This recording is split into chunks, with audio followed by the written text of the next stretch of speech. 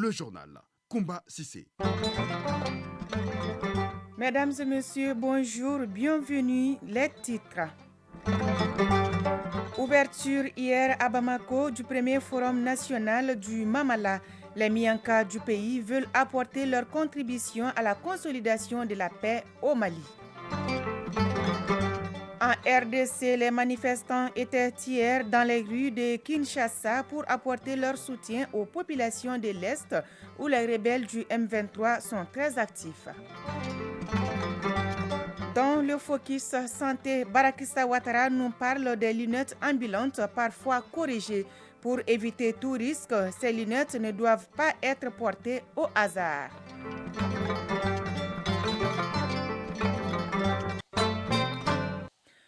Le programme Chilits, en français, Elle dirige, vient d'être lancé à Bamako. C'est un programme qui vise à promouvoir le leadership féminin dans les instances de décision. Outre le Mali, Chilits intervient dans 9 pays en Afrique et au Moyen-Orient.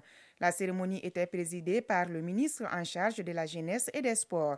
Reportage Hawa Makamara. Le développement économique d'une nation est lié à l'émancipation des femmes et cela commence avec leur niveau d'éducation. Aller à l'école, y rester, se performer, prendre des décisions afin de mieux porter leur voix. Toutes ces composantes se retrouvent dans le programme Chilits ou, si vous voulez, Elle dirige, un programme quinquennal porté par des organisations très actives dans la promotion et la protection des droits et devoirs des femmes et des filles. Fatoumata Djiré, chef de file du consortium Chilits Mali.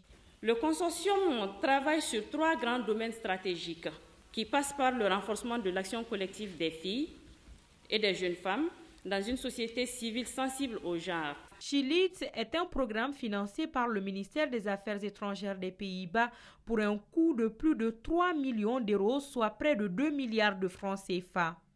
Wilhelmine van Lelieverde, chef de coopération ambassade des Pays-Bas. Le programme s'inscrit parfaitement dans la stratégie pluriannuelle des Pays-Bas qui s'articule autour de 4 principaux thématiques: la sécurité et l'état de droit, la santé et la reproduction et droits sexuels, l'eau et sécurité alimentaire et le développement du secteur privé. Le programme mène des activités depuis 16 mois au Mali. La finalité est d'accompagner le gouvernement dans sa politique de promotion des filles et des femmes leaders. Moussa Ag Atayer, ministre de la Jeunesse et des Sports, chargé de l'instruction civique et de la construction citoyenne. La promotion du genre reste le moteur du développement du monde. Les droits de la jeune fille sont des droits humains inaliénables et pour un Mali juste et prospère, le gouvernement est résolument engagé à les respecter et à les faire respecter. Ce lancement a vu la participation des jeunes de Koulikoro, Sikasso, Ségou, Mopti, Tombouctou et le district de Bamako. Ces jeunes composent les points focaux du programme dans ces différentes régions.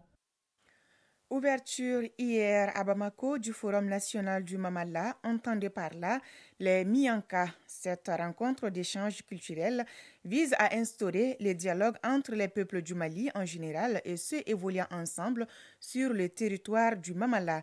La finalité est de favoriser la paix. Au centre de ce forum, des conférences débats sur le peuple Mamala, ses rapports avec les autres peuples, les valeurs en partage, mais surtout beaucoup de manifestations folkloriques du terroir, entre autres. Le compte-rendu de la cérémonie d'ouverture avec Moudibou Marikou.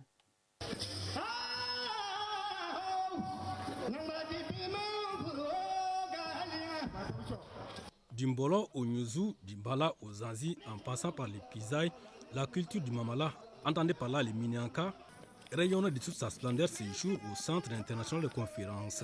À la faveur du premier forum national pour la paix et la promotion culturelle, le peuple Minyanka entend ainsi prendre toute sa part dans le développement économique et social du Mali. Moussa Issa Daou, président de la commission d'organisation. Ceci répond à un objectif de valorisation de notre patrimoine artistique et culturel longtemps resté en hibernation. La nécessité de cette grande première est à inscrire au crédit de l'ensemble des cadres du Mamala ainsi que des personnes de bonne volonté de tous bords. Cet espace d'expression culturelle est une initiative de tous les chefs de village portée par les mouvements Ensemble pour les Mamala. Un de ses objectifs est de permettre aux Minianka de prendre désormais toute leur part dans la refondation du Mali. Kouloussama Kouita, représentant des aînés du Mamala. Ce forum se tient à un moment où notre pays a amorcé un véritable retour aux sources à travers la politique nationale de la refondation pour réinventer une approche endogène de gouvernance vertueuse. Un peuple sans culture est un peuple sans âme. Un cadre d'échange et de brassage, ce forum national a aussi été le lieu de messages forts à l'endroit des plus hautes autorités. Au nom du Mamala, les chefs coutumiers ont remis pour les présidents de la transition des semences de céréales. Ils invitent à garder le cap dans le combat pour l'autosuffisance alimentaire. Andogolo Guindo, ministre de l'artisanat, de la culture, de l'industrie hôtelière et du tourisme. J'ai beaucoup apprécié le message donné à travers cette donation des semences. Et c'est sûr que le président l'a très bien compris aussi.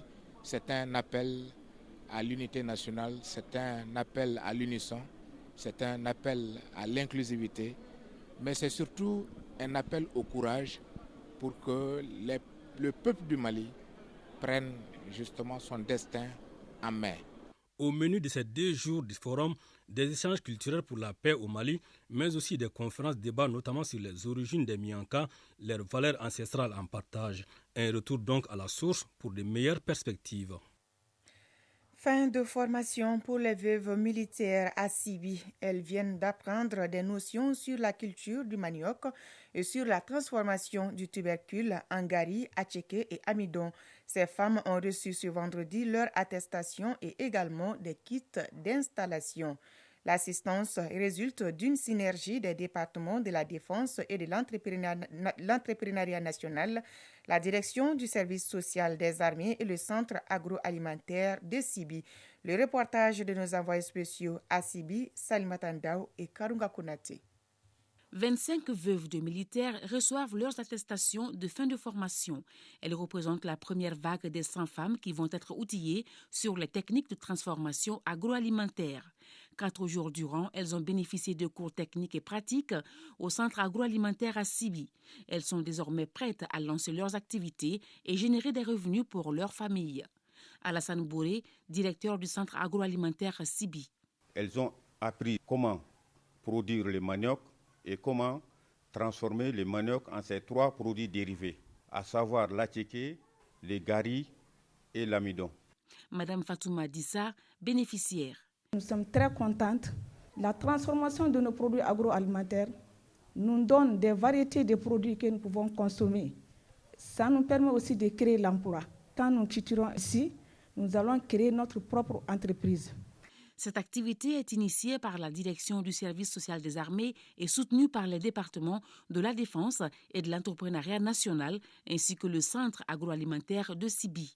Le ministre en charge de la formation professionnelle se dit fier de cette synergie dont les résultats vont être bénéfiques pour ces mères et leurs enfants orphelins. Bakary Doumbia, ministre de l'entrepreneuriat national, de l'emploi et de la formation professionnelle. Vous avez accumulé des connaissances théoriques et des connaissances pratiques. Nous osons espérer que ces connaissances et ces expériences vous serviront à créer vos propres entreprises, à animer vos groupes de femmes, à produire suffisamment pour créer des richesses. Outre le partage de connaissances avec ces femmes, les initiateurs de l'atelier mettent à la disposition des bénéficiaires des kits pour le démarrage de leur activité de transformation de manioc. L'ambassadeur de l'Union européenne au Mali, Bart Ouvry, accompagné par des jeunes élèves du fondamental, était au centre de formation pratique forestier de Tabakoro. C'est la suite des cours théoriques sur l'environnement et les changements climatiques qui ont été donnés dans certaines écoles du district de Bamako. Objectif, lier la théorie à la pratique et sensibiliser les apprenants sur le rôle et l'importance des forêts. La visite s'inscrit dans le cadre de la semaine diplomatique dédiée à l'environnement et au changement climatique. Le point avec Jules Sambou-Sissoko. Le centre de formation pratique forestier de Tabakoro a ouvert ses portes aux élèves de l'école fondamentale de Nyomi 2 de Amdalaï et à l'ambassadeur de l'Union européenne au Mali, Bart Ouvry. La visite pédagogique a porté sur la forêt d'application de 55 hectares ou les poumons verts de Bamako. Elle a pour but de sensibiliser les jeunes apprenants sur l'importance de la forêt et les changements climatiques. Fatoumata Ndiaye, élève. C'est une forêt. Oui, on doit protéger la forêt. Le CFPF de Tabakoro est un cadre approprié pour mieux comprendre l'environnement. Colonel-major Abdoulaye Tamboura, directeur national adjoint des eaux et forêts. C'est plus que pertinent dans la mesure où, quand tu as un enfant avec toi, tu es sûr d'avoir sa mère, tu es sûr d'avoir son père. Donc ça veut dire que quand tu as un enfant, tu as la famille, tu as le pays et tu as le monde entier. L'activité entre dans le cadre de la semaine diplomatique dédiée à l'environnement et au changement climatique. Bart Ouvry, ambassadeur de l'Union européenne au Mali. Quand on veut le respect pour l'environnement, il faut plus. Il faut finalement que le citoyen, partout au monde, soit conscient de l'enjeu et que le respect pour l'environnement, protéger les ressources naturelles, protéger les arbres, que ce soit un réflexe de tous les Maliens. Sensibiliser les jeunes, c'est très important et je suis très fier que l'Union européenne peut accompagner un tel effort des services des eaux et des forêts. La finalité de cette sortie est de contribuer à atténuer les effets néfastes des changements climatiques.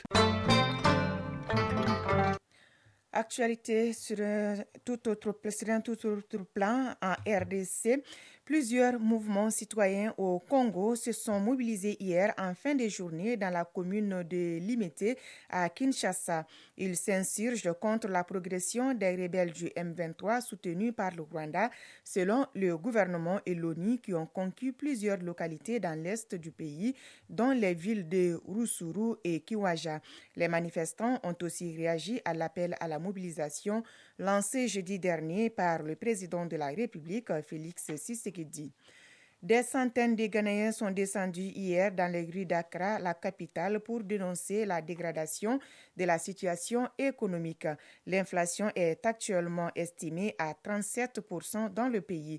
Ils ont également réclamé la démission du président Nana Akufo-Addo et celle du ministre des Finances, Ken Afori-Atta, tous deux accusés de mauvaise gestion de la crise. Une semaine plus tôt, le président Nana Akufo-Addo avait promis de rétablir l'ordre sur le marché des changes pour contrer la dépréciation de la monnaie nationale, le cedi. Il s'était aussi engagé à soutenir la production locale en vue de réduire la dépendance aux produits importés. Des mesures voulues rassurantes, mais qui n'ont pas convaincu les protestataires.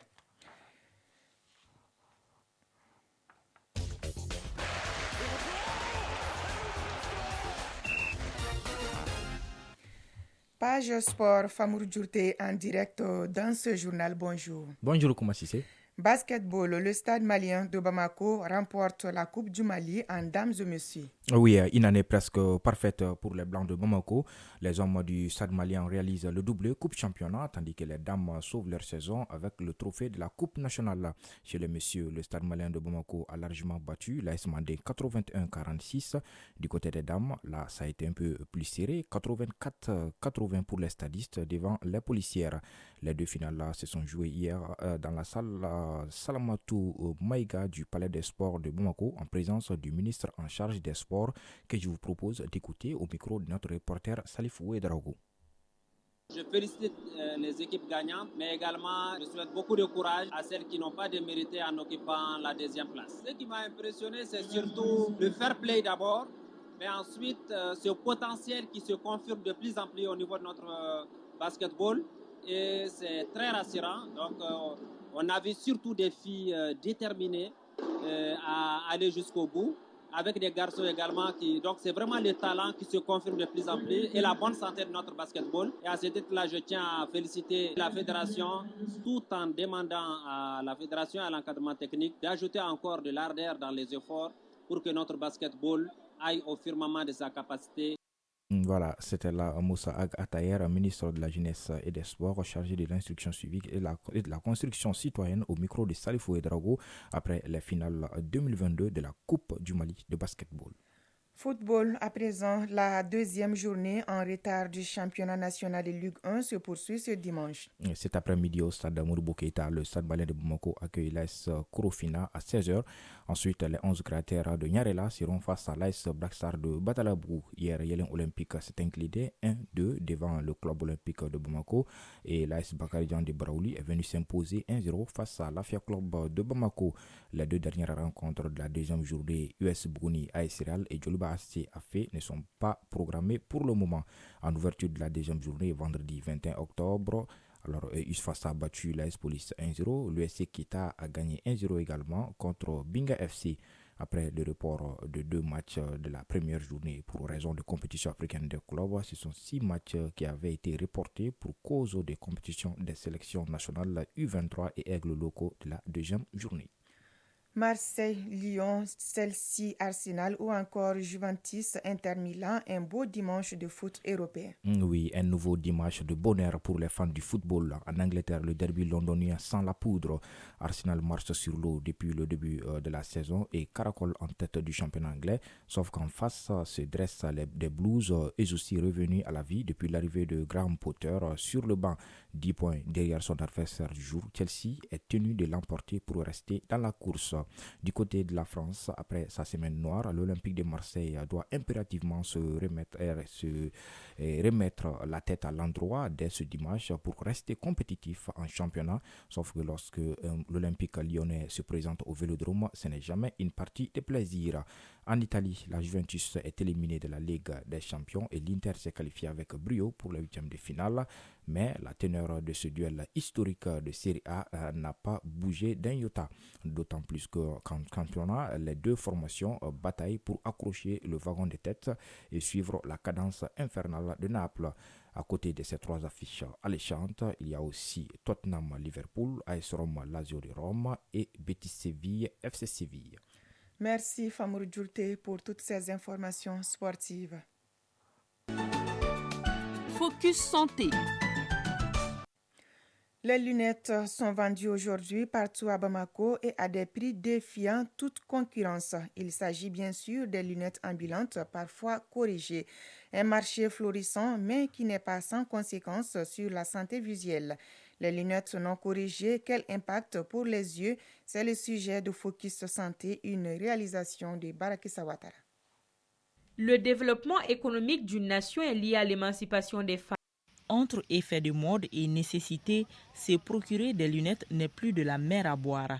Il suffit de jeter un coup d'œil aux abords des grandes artères pour faire le choix. En ce qui concerne les prix, ils sont à la portée de toutes les bourses. Mais qu'en est-il des dangers de ces lunettes de rue? Mahamadou Diallo, opticien optométriste. Vous payez une lunette à un vendeur ambulant qui n'est pas spécialisé dans le domaine.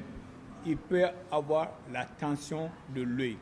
Parce que quand la lunette est surcorrigée, alors ça fait couler des larmes, ça vous pique, ça brûle l'œil et souvent ça donne des maux de tête, des céphalées intenses.